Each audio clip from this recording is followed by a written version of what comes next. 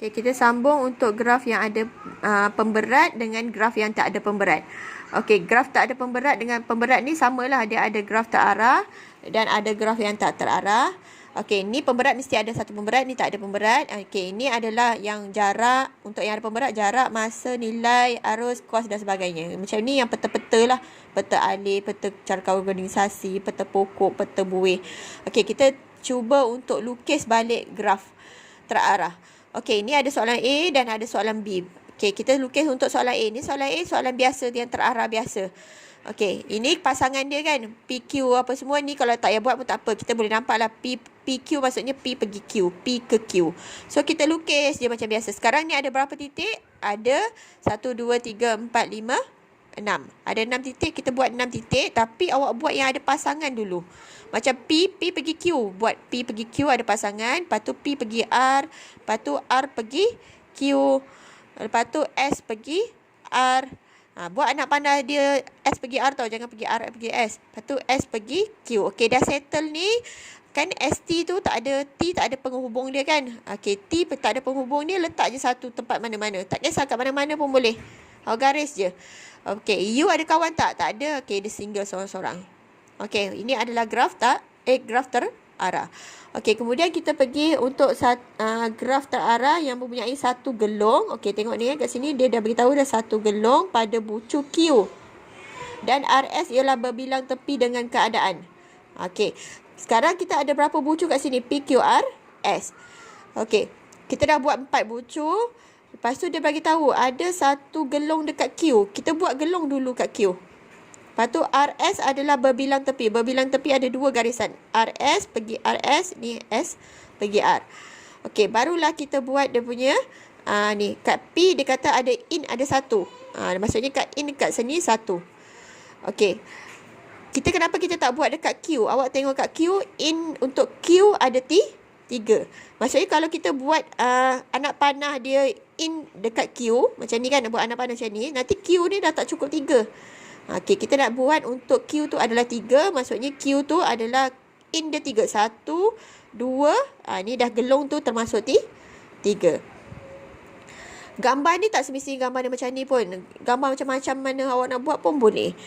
Ini adalah cadangan gambar sajalah. Okey, R adalah untuk in tak ada. In tak ada, dia ada untuk out saja 3. 1, 2, 3. Lepas tu untuk S ada 3. In ada 3. Okey, in masuk 1, 2, 3. Okey, dah cukup lah untuk sekali dengan RS tadi. Okey, ini adalah gambar untuk soalan B. Ni cadangan gambar. Kita buat apa yang maklumat yang ni dulu. Q adalah gelong, RS adalah berbilang tepi. Batu yang lain-lain awak boleh create sendiri. Okey, boleh? Okey, kita tengok untuk contoh dan kemudian kita pergi pada latihan. Nanti latihan awak cuba buat. Okey, Raja menunjukkan pilihan laluan sehala Izarul untuk menjalankan latihan larian. Bucu V1 adalah tempat permulaan, V5 adalah tempat akhir dan balik ke rumah. Tentukan jarak laluan yang terpendek V1 ke V5.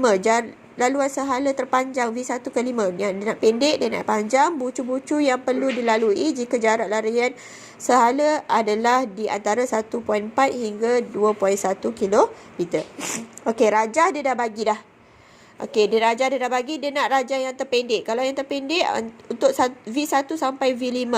Awak kena fikir, ni kena buatlah satu-satu yang pendek-pendek. Okey, V1 pergi V5. V1 pergi V5. Mana V5? Okey, kat sini kan. Okey, V1 pergi V2.